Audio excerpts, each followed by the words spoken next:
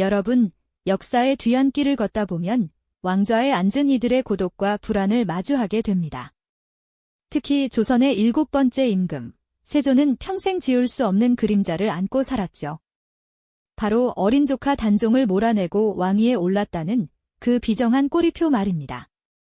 하지만 과연 그의 진정한 공포는 어디에서 비롯되었을까요? 대다수는 외부의 적을 떠올리겠지만 사실 세조를 가장 괴롭혔던 건 궁궐 깊숙이 숨어있던 잠재적 적들, 언제 터질지 모르는 반란의 씨앗들이었습니다. 생각해 보셨나요? 세조는 어떻게 그토록 수많은 역모의 징후를 예민하게 감지하고 또 어떤 잔혹하고 치밀한 방식으로 반역의 씨앗조차 싹부터 잘라버렸을까요? 그의 통치 방식은 그저 권력을 위한 폭정이었을까요? 아니면 혼란스러운 시대를 평정하기 위한 피할 수 없는 선택이었을까요? 오늘 우리는 단순한 왕조의 이야기를 넘어 권력을 지키려는 한 인간의 치밀하고 때로는 비정하기까지 한 심리전, 그리고 그 과정에서 벌어진 충격적인 사건들의 숨겨진 진실을 파헤쳐 볼 겁니다. 역사의 미스터리 속으로 함께 떠나보시죠. 시작은 피로 물든 왕좌에서부터였습니다. 1453년 음력 10월의 그 밤을 기억하시나요? 어둠이 짙게 깔린 궁궐 안, 칼날이 번뜩이며 핏빛 비극을 예고했던 계유정난의 밤 말입니다. 수양대군, 훗날 세조가 되는 그는 김종서와 황보인 등 당시 권세를 쥐고 있던 대신들을 제거하고 정권을 장악합니다. 힘으로 정변을 일으켜 왕권을 거머쥐었으니 그의 즉위에는 처음부터 명분이라는 커다란 약점이 따라붙을 수밖에 없었죠. 왕이 되었지만 그의 마음 한켠에는 언제나 불안감이 따리를 틀고 있었을 겁니다. 그리고 그 불안감의 중심에는 폐위된 어린 단종이 있었습니다. 왕위를 잃고 쓸쓸히 궁궐을 떠나는 단종의 뒷모습은 세조에게 있어 영원히 지워지지 않을 상처이자 동시에 끊임없는 위협으로 다가왔을 겁니다. 단종을 따르던 수많은 충신들의 비극적인 운명 또한 세조의 왕좌를 더욱 위태롭게 만들었죠.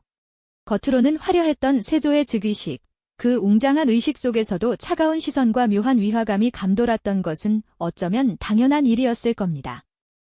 왕좌에 홀로 앉아 고뇌하던 세조는 주변의 모든 인물을 의심의 눈초리로 바라볼 수밖에 없었을 테니까요. 그에게는 잠시의 평화도 허락되지 않았습니다. 세조가 왕위에 오른 후 그의 불안감은 현실이 되어 그림자처럼 드리워지기 시작합니다. 궁궐 안팎에서는 여전히 폐위된 단종을 다시 왕위에 앉히려는 움직임이 끊이지 않았고 왕족과 공신들 사이에서도 세조의 정통성에 대한 불만과 함께 역모의 징후들이 포착되기 시작했죠. 세조는 이 모든 잠재된 반역의 씨앗들을 찾아내야만 했습니다. 그저 물리적인 힘으로만 왕권을 지킬 수는 없다는 것을 그는 본능적으로 알고 있었던 겁니다. 그래서 세조는 자신만의 은밀하고 치밀한 정보망과 감시체계를 구축하기 시작합니다. 궁궐 깊숙한 밀실에서 그는 그림자처럼 움직이는 정보원들로부터 은밀한 보고를 받으며 적들의 동태를 파악하려 애썼죠. 백성들 사이에 퍼지는 불온한 소문 하나, 신하들의 작은 움직임 하나까지도 세조의 귀에 들어가도록 말입니다. 이것은 단순한 감시를 넘어선 심리전이었습니다.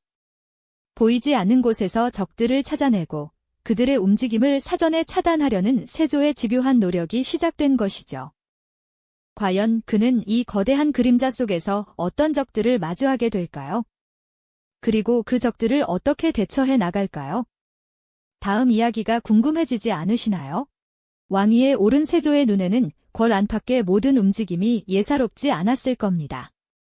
어린 조카 단종을 폐위하고 왕좌에 앉았다는 꼬리표는 그를 평생토록 옥죄는 심리적 압박이었죠. 겉으로는 굳건해 보였지만 그의 마음속에는 언제 터질지 모르는 시한폭탄 같은 불안감이 깊이 자리 잡고 있었습니다. 이는 단종을 복위시키려는 은밀한 움직임, 그리고 이에 동조하는 세력들의 잠재된 반역 모의에서 비롯된 것이었죠. 세조는 이 불안의 씨앗들이 어디서 움트고 있는지 촉각을 곤두세웠습니다. 그는 단순히 무력을 휘두르는 폭군이 아니었습니다. 오히려 매우 치밀하고 계산적인 통치자였죠.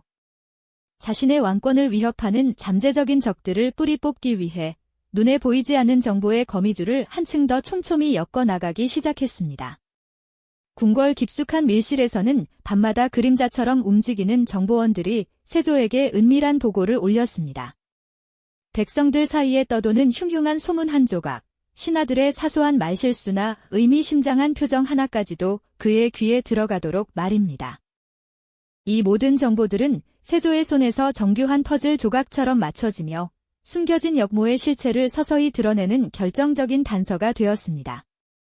이러한 세조의 집요한 감시망은 머지않아 첫 번째 반역의 징후를 포착하게 됩니다. 바로 이징옥의 난이었습니다. 변방의 야인들을 다스리던 함길도 절제사 이징옥은 세조의 왕위 찬탈에 강한 불만을 품고 함길도에서 대규모 반란을 일으켰습니다. 그는 스스로 대금국 황제를 칭하며 세조의 정통성을 정면으로 부정했고 그 기세는 한때 심상치 않았죠. 이 소식을 접한 세조의 심정은 어떠했을까요? 아마도 자신의 가장 큰 불안감이 현실이 되는 순간을 목도하며 더욱 냉철해졌을 겁니다. 이징옥의 난은 비록 변방에서 시작된 사건이었지만 세조에게는 왕권에 도전하는 세력이 언제든 나타날 수 있다는 강력한 경고음과 같았습니다. 그는 이 사건을 통해 반역의 싹은 발견 즉시 뿌리 뽑아야 한다는 확고한 교훈을 얻었을 것입니다. 그러나 세조를 더욱 경악하게 만든 것은 자신의 가장 가까운 곳, 즉 수도 한양 한복판에서 벌어진 반역 시도였습니다. 바로 역사에 기록된 비극적인 사육신 사건이죠. 성삼문, 박팽년, 하위지, 이계, 유성원, 김질 등 단종의 보기를 꾀했던 충신들의 가슴 아픈 이야기 말입니다. 이들은 세조의 즉위를 인정하지 않고 어린 단종을 다시 왕위에 앉히기 위해 비밀리에 모의했습니다. 잔치가 벌어지는 궁중에서 세조를 제거하려 했으나 그들의 치밀했던 계획은 아쉽게도 탄로나고 말았습니다. 이들의 모의가 발각된 경위는 세조가 구축했던 정보망의 위력을 여실히 보여줍니다. 아마도 그들 중 누군가의 작은 행동이나 사적인 대화, 혹은 굳은 결의를 다지는 눈빛 하나까지도 세조의 첩자들에게 포착되었을 테죠. 세조의 핵심 측근이었던 한명회와 신숙주 같은 인물들은 이러한 정보들을 면밀히 분석하며 세조의 권력 공고화에 지대한 역할을 했습니다. 그들은 세조의 가장 믿음직한 눈과 귀가 되어 잠재된 위협들을 사전에 파악하고 가장 효과적인 대처 방안을 마련하는 데 몰두했죠. 궁궐 내부의 복잡한 인간관계, 각 신하의 충성도에 대한 미묘한 변화, 그리고 그들의 사적인 대화까지도 이들의 정교한 정보망 안에서 해석되었습니다. 세조는 이들을 통해 단순히 정보를 얻는 것을 넘어 적들의 심리를 읽고 다음 수를 예측하는 데 주력하며 한 발 앞서 나갔습니다. 사육신 사건은 세조에게 깊은 심리적 상처를 남겼을 뿐만 아니라 반대 세력에 대한 그의 태도를 더욱 강경하고 비정하게 만드는 결정적인 계기가 되었습니다. 그는 단지 물리적인 힘으로 반란을 진압하는 것을 넘어 반역을 꿈꾸는 자들의 마음속에 감히 범접할 수 없는 공포를 심어주는 심리전을 펼치기 시작했습니다. 누구든 나의 왕권에 도전하는 자는 살아남지 못할 것이다 라는 무언의 메시지를 온 나라에, 그리고 모든 신하와 백성에게 던진 것이죠. 이러한 일련의 피비린내 나는 사건들을 겪으며 세조는 자신의 왕권을 더욱 공고히 하기 위해 어떤 비정하고 치밀한 선택도 마다하지 않을 준비를 완벽하게 마쳤습니다. 과연 그의 그림자 같은 모략은 어디까지 뻗어나가며 조선의 미래를 어떤 방향으로 이끌게 될까요? 그리고 그 끝은 과연 어떤 모습으로 역사에 기록될까요? 세조의 왕권 강화는 단순히 자신을 지키는 방어에만 머무르지 않았습니다. 이제 그는 자신의 권좌를 위협하는 모든 움직임을 뿌리 뽑기 위한 치밀하고도 잔혹한 모략의 정점을 향해 나아갔죠.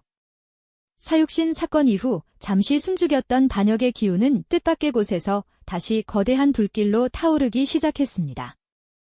바로 세조 제위 13년째인 1467년 함경도에서 일어난 기시해의 난이었습니다. 이 시해는 변방의 소수민족을 선동하고 조정의 불만을 품은 이들을 규합하며 순식간에 거대한 세력을 형성했습니다. 이는 궁궐 내부에 암투하는 차원이 다른 국가 전체를 뒤흔들 수 있는 대규모 반란이었으니 말이죠. 세조는 이 소식을 접하자마자 그 어느 때보다 냉혹하고 단호하게 움직였습니다. 그는 반란의 불씨가 전국으로 번지기 전에 뿌리째 뽑아버리겠다는 확고한 의지를 드러냈죠. 단순한 진압군 파견을 넘어 반란의 배후와 숨겨진 동조 세력까지 철저하게 색출해내기 위한 전방위적인 작전을 펼쳤습니다. 어전 회의는 언제나 팽팽한 긴장감으로 가득했습니다. 세조는 신하들 앞에서 흔들림 없는 눈빛으로 숙청을 지시했고 그의 차가운 명령 한마디에 수많은 이들의 운명이 갈렸죠. 신하들은 그의 비정함에 압도되어 감히 숨조차 제대로 쉬지 못할 정도의 극심한 공포에 사로잡혔습니다. 전쟁터는 말 그대로 아비규환이었습니다. 반란군과 관군이 뒤섞여 피 튀기는 전투를 벌였고 불타는 마을에서는 백성들의 비명소리가 끊이지 않았습니다. 세조는 이 혼란 속에서도 냉철함을 잃지 않고 정보망을 통해 실시간으로 전황을 파악하며 전략을 조율했습니다.